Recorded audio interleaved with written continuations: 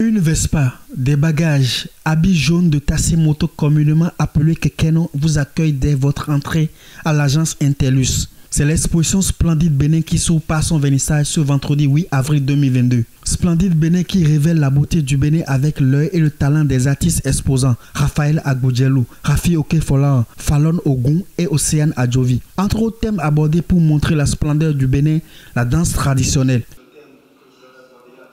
Alors, moi, j'ai présenté une série de toiles que j'ai appelées Dances Movement. Et je me suis inspiré des danses traditionnelles, des danses endogènes du Bénin. Et j'ai reproduit les mouvements, les couleurs de ces danseurs à travers une série de toiles qui sont là. Mais ça reste très coloré parce que je travaille beaucoup de la couleur et j'adore la couleur, et les couleurs, ils sont inspirés des tenues des danseurs, ils sont inspirés de tout ce qu'il y a autour de la danse dans nos couvents, dans les habitudes vestimentaires des porto-noviens et porto-noviennes. Elle révèle aussi l'importance de ce métier de Zémidjan et le met sur le piédestal social lucieux.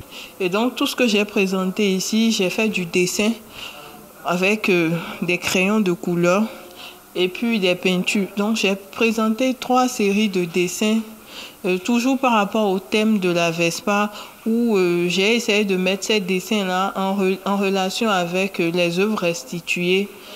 Et voilà, et d'autres œuvres sur la série Kekeno, où j'ai parlé de l'importance des Kekeno.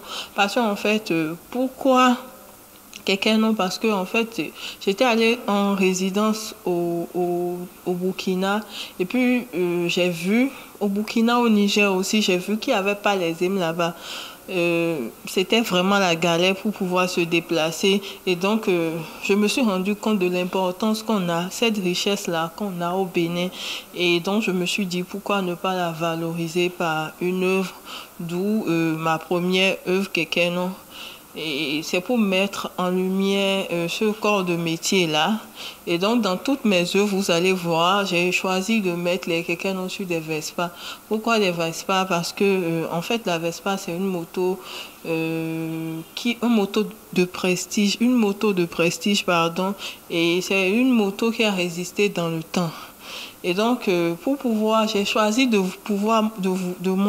faire monter ces Zémidjans-là en classe sociale. C'est pourquoi j'ai choisi de les mettre sur la Vespa pour pouvoir montrer leur importance par rapport à la mobilité. Et tout ça, ça va au-delà aussi du fait de prendre Zém, parce que il y a le volet social aussi. Quand vous montez sur les hymnes, parfois vous vous relâchez. C'est aussi des œuvres qui abordent l'habitat traditionnel béninois en disparition et l'accoutrement des Egungun. Oui, les œuvres que j'ai exposées, c'est les Egungun. Les Egungun.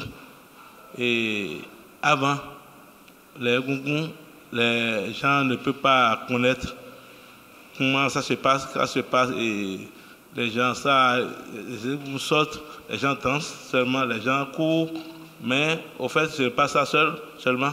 Il faut voir les costumes, la façon dont ils ont fait les costumes. C'est ça que je montre. Et je montre également les fonds, ce qui se passe, comment ils ont construit, nos parents ont construit avant, comment c'est en train de démolir, et il n'y a pas quelque chose que l'on peut faire. C'est en train de partir et tout va sur la partie comme ça. C'est ça que je montre à travers mes œuvres. De la photographie, de la peinture au travers des techniques diverses permettent à ces artistes de donner de la couleur à la vie, de faire voyager dans un univers splendide qui en dit long. Et en particulier 3 œuvres. Il y a d'abord celle de Monsieur Léonce, l'une de ses photos sur laquelle il y a le Egungun appelé Adekekere. Sur cette photo, il est écrit Ayeko Oto. Ensuite, il y a une autre œuvre de M. Rafi dans sa série Dancers Movement où il mettait en exergue, il a peint 2 adeptes vaudous en train de danser avec un fond bleu. J'ai tellement adoré cette peinture. Et enfin, une autre œuvre de Fallon Ogun sur laquelle on voyait carrément un Zémidjamon en train de faire la cour à une femme. Donc, ce sont ces 3 œuvres que j'ai vraiment aimées. Et sans oublier Dame Amazon aussi, parce que Elle est vraiment un peu comme moi. Elle va durer jusqu'au 30 avril 2022 avec des activités connexes. Plusieurs activités qui vont agrémenter l'expo. Il y a la présentation des artistes. Tous les jeudis, les artistes viennent se découvrir au public. Le public est invité à leur poser des questions sur leur démarche, sur leur manière de travailler. Nous avons les mercredis des ateliers d'art plastique pour les enfants, les jeunes publics. Également les samedis, nous accompagnons les jeunes publics. Nous faisons une animation. On va vers les écoles, on ramène des enfants dans l'exposition, on leur montre le savoir-faire des artistes de Porto Novo, du Bénin. Et aussi, on a prévu les mardis gras.